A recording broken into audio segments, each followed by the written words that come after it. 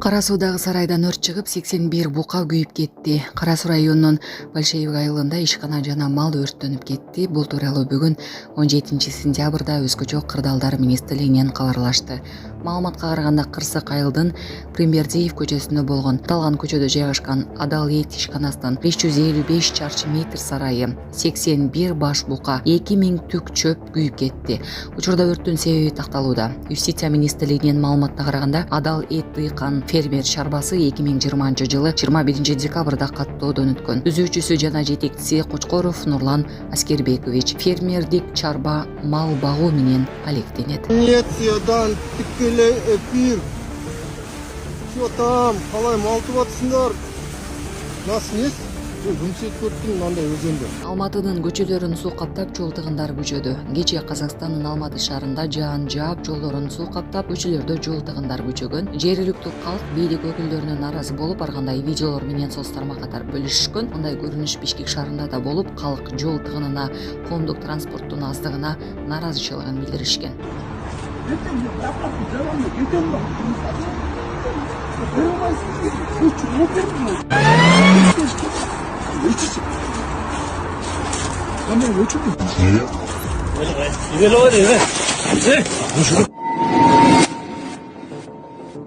Мас абалында видеосу тараган милиция кызматкери жумуштан бошотулду. Буга чейин интернетке милиция кызматкеринин мас абалда жүргөн видеосу тарап коомчулукта сынга алынган. Видеодо ал кайгылуу милициясы тарабынан токтотулган учурда жаңжал чыгарып, мыйзамдуу талаптарга баш ийбей качууга аракет кылган.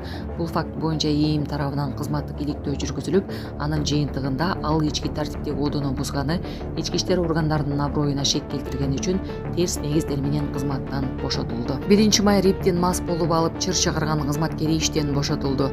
Бишкек шаарындагы милиция кызматкери терс негиздер менен жумуштан бошотулду. Буга чейин социалдык түйүнөрдө мас айдоочунун видеосу тараган. Ал өзүнүн 1 май Риптин ыкчам кызматкери деп тааныштырып, кайгуулдагы милиция кызматкеринин талаптарына баш ийбей бейбаштык кылган. Ал 2025 жылдагы эң мыкты опер кызматкери болушу керектигин айтып, андан кийин ички иштер министрлигине таарынган. Бул факты боюнча ИИМдин ички иликтөө кызматы кызматтык иликтөө жүргүздү. Жыйынтыгында кызматтык тартипти жана милиция кызматкеринин жүрүм-турум нормаларын одоно бузуу, ошондой эле ички иштер органдарынын кадыр-баркына шек келтирген аракеттер аныкталды деп билдирди министрлик. Нарын аэропортунда жарылуучу зат боюнча маалымат тастыкталган жок. 16 сентябрь күнү кечинен Нарын аэропортунун аймагында жарылуучу зат коюлушу мүмкүн экендиги тууралуу маалымат Кыргыз Республикасынын ички иштер министрлигине түшкөн. Бул тууралуу УКМден билдирди. Маалымат түшкөн соң саат 23:38 Нарын райондук номер 16 өрткө каршы бөлүмдөн бир бөлүм тартылган. Жерине тиешелүү текшерүү иштери жүргүзүлгөн. Жыйынтыгында жарылуучу зат табылган жок, маалымат тастыкталган жок. Учурда Нарын аэропорту кадимки штаттык режимде иштеп жатат.